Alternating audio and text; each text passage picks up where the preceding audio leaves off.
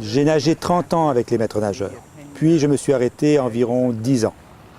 J'ai repris depuis 2-3 ans et je pense que c'est bien cette équipe qui m'a attiré.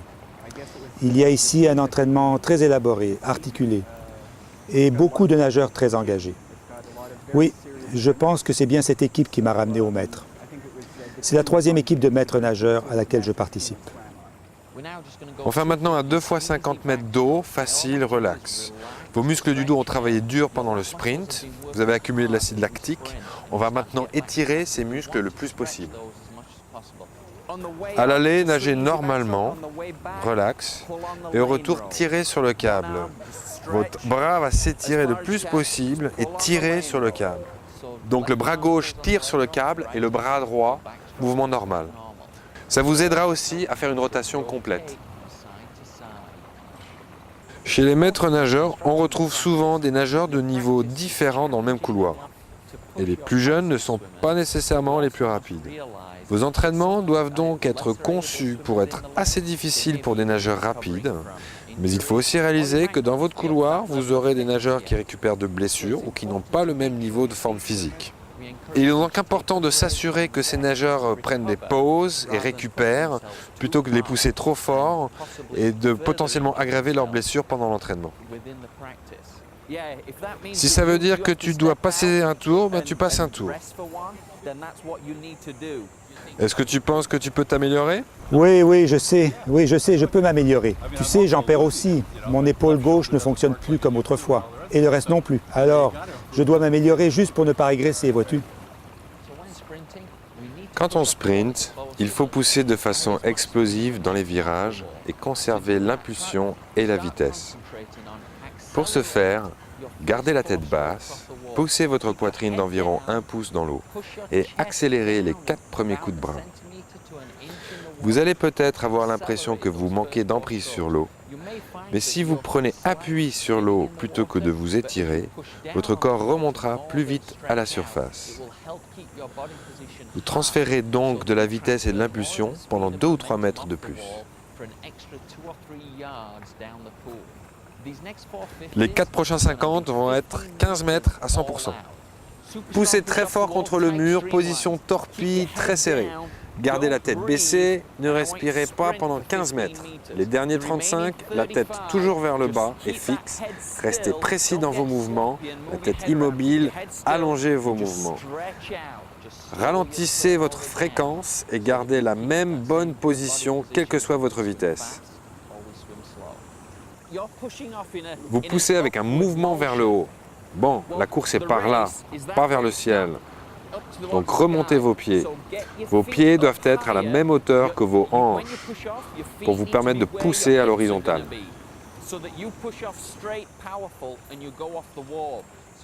Juste après les sprints, nous allons faire un 150 mètres style efficace. Gardez la tête basse et une bonne rotation pour que les hanches et les épaules tournent en même temps. Ne poussez pas trop avec les jambes, il s'agit de récupération, mais récupération active. Tout l'entraînement aujourd'hui a porté là-dessus. Une bonne poussée à partir du mur pour transférer le maximum de vitesse. On fait cela pour réduire la décélération et pour maintenir une bonne vitesse, toujours plus loin et plus longtemps à chaque longueur.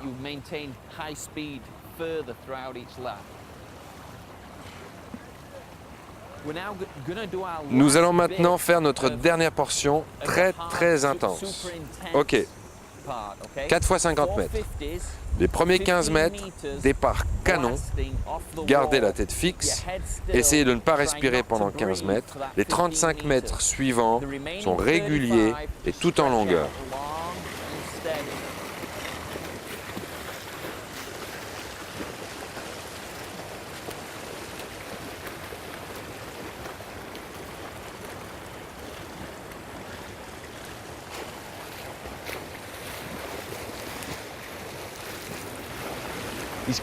Il est épuisé.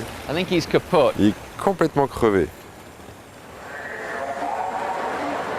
Ok, le papillon était bon, il est pas mal. Par contre, la chose sur laquelle on va travailler est le virage.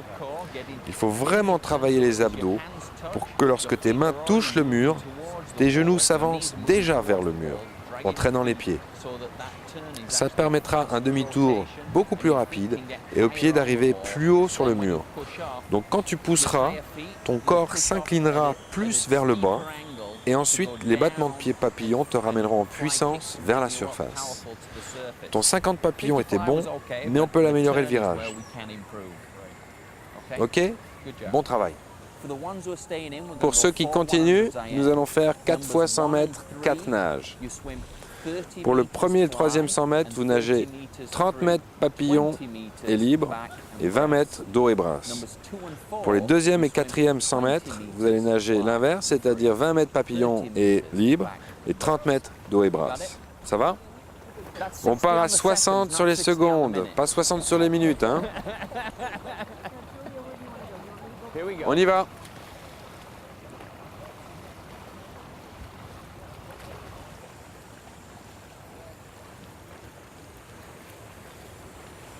Bonjour, je m'appelle Julia. Je suis nouvellement membre des maîtres nageurs. Je viens d'avoir 18 ans. C'est mon père qui m'a initié aux maîtres nageurs. Il nage avec eux depuis assez longtemps. Jusqu'à maintenant, je me suis beaucoup amusée et je suis enthousiaste pour la suite. Pour tirer le plus possible de vos nageurs, ils doivent être capables de nager à très haute intensité et même d'arriver à reproduire des conditions de course pendant la pratique. Même si c'est difficile, ça peut être fait en autant que la récupération est suffisante entre les périodes de haute intensité. Les nageurs ralentissent ainsi leur rythme cardiaque et sont prêts à nager à 100% à nouveau. Ce qu'on a fait aujourd'hui est d'essayer d'améliorer notre capacité à sprinter.